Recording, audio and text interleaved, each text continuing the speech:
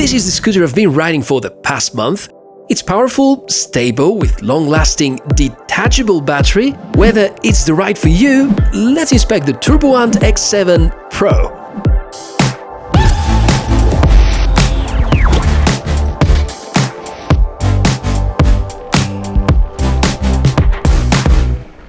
Welcome, Tech4All channel, Michael here, and this is the Turboant X7 Pro in action. A lot of good engineering packed into only 15 kilograms, which means that despite the powerful motor and excellent range, it maintains portability and is rather light, especially compared to similarly sized and spec'd devices.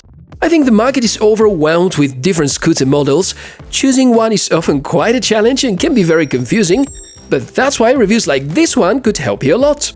As usual, I'm gonna cover the price, availability and competition first, so that we make sure it fits well your pocket depth.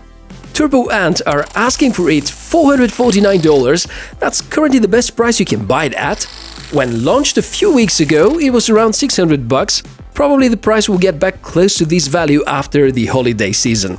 This puts it somewhere between the Mi Scooter 1S and the Mi Scooter Pro 2, with the significant difference that it has detachable battery and the much bigger and comfortable tires.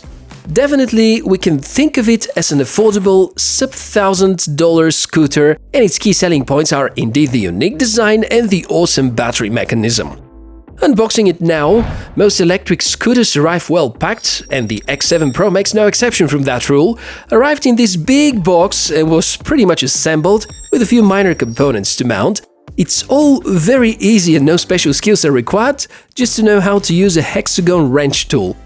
First thing you will notice is the fat tube for the battery. Since we talk about X7 Pro, there's also the X7 non-Pro model released last year with different mounting of the battery. I like this one a lot because it's very easy to install and remove. It's a brilliant idea to have these handles so easily removable. Unscrewing them when placing it into a car trunk, and this can save you a lot of space. Also, make sure to take your time and adjust the brake at a position that feels comfortable. Good idea is to also check the tire pressure, as if the tires are too soft, it may feel more comfortable, but this could cause punctures due to the rapid wearing. We're almost ready to be talking about the riding experience, but let's first get familiar with the tech specs so that we know what to expect. The Turboant X7 Pro is a kick scooter with 10-inch inflatable tube tires.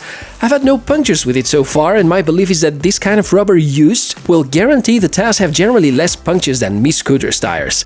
It has 300-watt motor in the front wheel, maximum speed of 32 km per hour, range up to 48 km thanks to the 10 Ah battery. Folded, it has the size of 108 by 42 by 46 centimeters. Maximum load of 125 kilos, can climb up to 15-degree slopes, rear disc brake, and has nice display with plenty of useful data. If these values mean not too much to you, it's supposed to offer better riding experience than both Mi Scooter and Mi Scooter Pro, and a better price with the awesome idea of replaceable battery and larger tires that provide better comfort of riding. I'm going to add to the benefits the really nice and polished design with accent on good quality, rather wide boards, enough space for your feet. The folding mechanism seems to be perfect, durable and functional, also very easy to fold and unfold. After around a month of usage, no signs of loosening, and I'm really happy about that. There are certain features that some people look for and are not present with this scooter. No curse, no smartphone app, not truly waterproof, it's only IP54, but while curse on the Mi Scooter has questionable effectiveness and is a reason for limiting the free movement when the motor is off, I like the fact that you can kick support the scooter when the battery is empty and it's still going to move fine. My favorite feature, namely the battery, is in this nice looking pack. The mechanism takes some time to get used to, but I love the fact there's the option to have the battery in my backpack and simply charge it without the need the scooter to be around. And yeah, you can buy a spare battery for around $200 and swap them when that's needed, which makes the X7 Pro the most affordable, decent scooter with swappable batteries. Acceleration is done using this lever, and there are two buttons for setting up the scooter behavior. It's pretty weird that in the user manual I got there was no word about the hidden menus, and I couldn't find anything on Turboant's website either. But using these P settings, which are accessed by longer press of this button, you can change the way the scooter performs. The first setting switches between miles per hour and kilometers per hour. The second one can enable or disable the cruise control, then you have a maximum speed limiter and so on. Since this is a Pro model, I really hoped all that to be configurable through some sort of a Bluetooth-based smartphone app, but it's not, and it's entirely manual.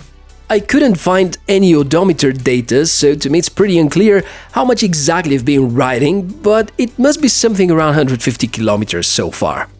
Alright, let's go for some more riding and we'll talk about the rest of the goodies. Acceleration is decent, not as powerful as the 9-bot Max for instance, but pretty close to it. There are 3 speeds that you can ride at, and their values depend on the region selection. For Europe, maximum is 25 km per hour, the mid-speed is around 15, and the slow one is around 6 or 7, you're as fast as a person that is walking. If you unlock the motor's maximums, you can go as fast as 32 km per hour. It's good to see that the scooter has separate brakes. The brake lever will trigger the disc brake and the motor brake simultaneously, and you can also use the mudguard as emergency brake. I think the braking system is not great though. The rear brake is the one taking the major part of the load, which can make the scooter rather unstable if you suddenly brake from high speeds. The riding comfort, on the other hand, is great. Even if it's paved road, you're gonna find yourself having some fun and enjoying the ride. The scooter is quite stable when you're turning left or right. No issues with rain, but I would avoid heavy rain. To the most important question about the range, it very much depends on the riding habits and the weight. For a 90 kilo person, urban riding and maximum speed and acceleration all the time, I would say 20 to 25 kilometers are easily achievable. If you're supporting the scooter from time to time, ride it at a medium speed, don't brake too often and accelerate smoothly, it can easily last above 30. Maybe the 48 km range is possible with some sort of ideal conditions and a much lighter than me person. I think this achievement is still great, especially considering the fact that you can swap the batteries, and if you have a spare one, you get at least 25 more kilometers for urban riding. Shall we talk about the drawbacks? The major one is the weight distribution. It's very uncomfortable to carry it with one hand or just walk alongside it on a bumpy road because the rear is super lightweight and lifts all the time. There is no smartphone app, no odometer, no option for solid tires, and I find the braking system not perfect, but just good. Also, I wish there was some more information about the hidden features in the display configuration, but yes, Turboant keep that information away from people in order to avoid any troubles. At the end, let me put it like that, this is a scooter designed for the city, but can also feel comfortable off-roads, excellent build quality, phenomenal idea and implementation about the swappable batteries, and also good words about the performance and riding comfort. It's one of the best balanced scooters I've ever had, and while it hardly excels in speed, power or range, it's actually well above the industry averages for a very, very tempting price.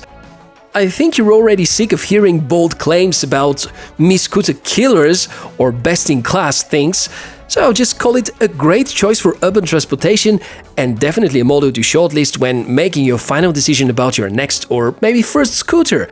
And if you believe this is the chosen one, then feel free to use the link from the description below the video and get it at a discounted price. Thank you so much for watching this episode on my channel, and we'll highly appreciate if you let me know how you liked it using the thumb up or thumb down, and tell me how you feel about the electric transportation these days.